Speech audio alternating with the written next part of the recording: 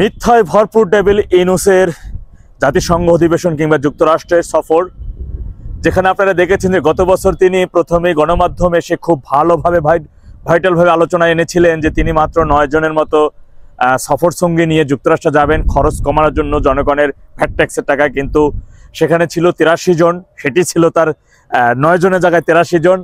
এবছর তিনি 103 জন করেছেন সফর সঙ্গী, সেখানে 80 জনের কথা উল্লেখ করা হলে 103 জন, সেখানে 2 জন মেয়ে সহ অনিবন্ধিত রাজনৈতিক দল তথা কি বলে চিলড্রেন পার্টি, পুলিশ হত্যাকারী যারা রয়েছে ওদেরকে নিয়ে গেছেন। সেই সাথে তিনি তার প্রেস উইংয়েরই 5 জন সদস্য সেখানে নিয়ে গেছেন, দেখেছেন। আর প্রেস উইংরা জানেন যে তারা কতটা মিথ্যাচার, কতটা মিথ্যাবাদী, ভণ্ড, প্রতারক।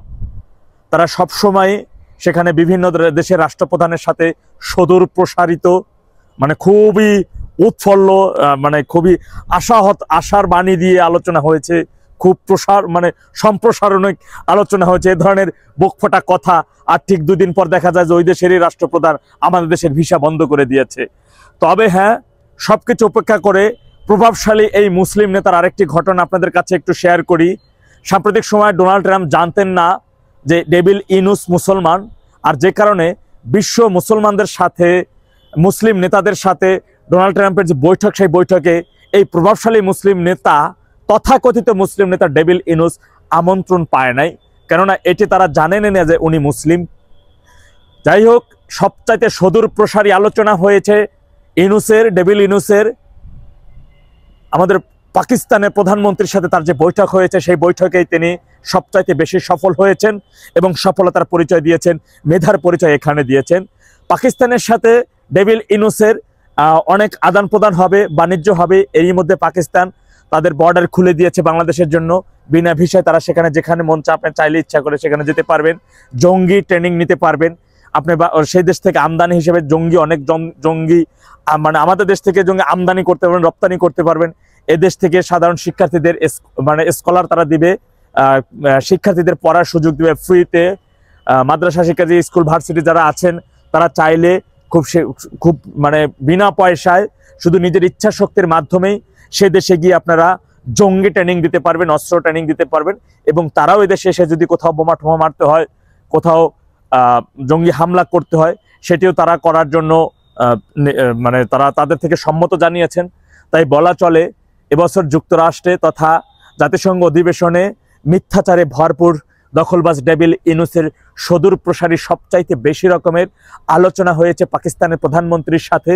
4 কোটি মানুষ যেখানে ভিক্ষাবৃত্তির সাথে জড়িত, তথাপি বাংলাদেশের জনগণ যাতে যেমন খুব তাড়াতাড়ি শীঘ্রভাবে ভিক্ষার থালা হাতে নিয়ে রাস্তায় ঘুরতে পারে, আর অন্যদিকে জঙ্গি আমদানি রপ্তানিতে করতে পারে সরকার, তার সম্পূর্ণ বন্দোবস্তই হয়ে গেছে।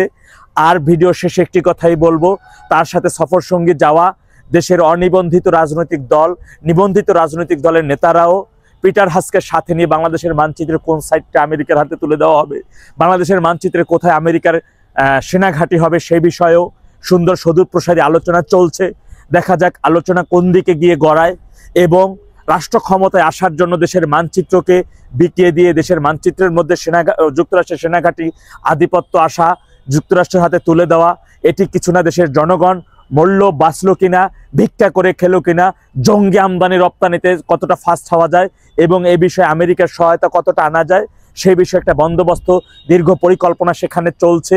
শুধুই আমি বলবো, যারা বলেন এ সকল নেতারা ইনুসের বডিগার্ড হিসেবে গেছেন, না, শুধু বডিগার্ডও না, বডিগার্ড তো বটেই, এবং দেশের মানচিত্র, স্বাধীনতার সার্বভৌমত্ব আরও কিভাবে কিভাবে দেওয়া যায়, কোন মানচিত্রের কোন পাশটা দিতে হবে, সেই পাশের বিষয়ে আলোচনা, সেখানে সদূর প্রসারী তাদের আলোচনা হচ্ছে, আলোচনা চলছে।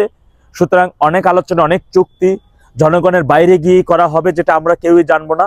তবে সত্য সবসময় অবধারিত, সত্য সবসময় সত্য, অবশ্যই সত্য প্রকাশিত হবে ইনশাআল্লাহ। কেননা আমরা যুদ্ধ করছি, আমরা কথা বলছি, আমরা প্রতিবাদ করছি সত্যের পক্ষে। মানচিত্র, স্বাধীনতার সার্বভৌমত্ব, লাল সবুজের পতাকায় 71-এর মহান মুক্তিযুদ্ধ অক্ষুণ্ণ রাখা, এই বিষয়ে আমরা আপোষহীন, দৃঢ় প্রতিজ্ঞাবদ্ধ। সুতরাং আমাদের এখান থেকে, এই সত্যর পথ থেকে কেউ বিতাড়িত বা কেউ অন্যদিকে নিতে পারবে না ইনশাআল্লাহ। আল্লাহ সবাইকে সঠিক বুঝ দান করুক। আখিরে জাওয়ানা আলহামদুলিল্লাহি রাব্বিল আলামিন। আসসালামু আলাইকুম ওয়া রাহমাতুল্লাহ।